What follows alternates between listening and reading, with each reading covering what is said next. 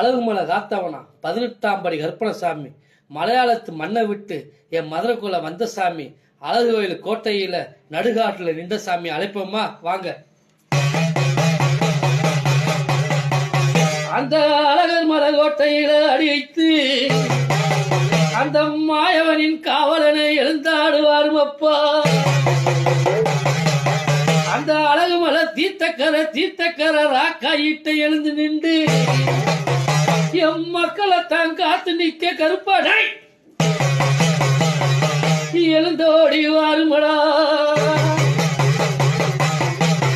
18 படி அழகு கருப்பா நாளைக்கிறேண்டா எம் 18ஆம் படியானே ஐயா எழுந்தோடு காத்து கொடு.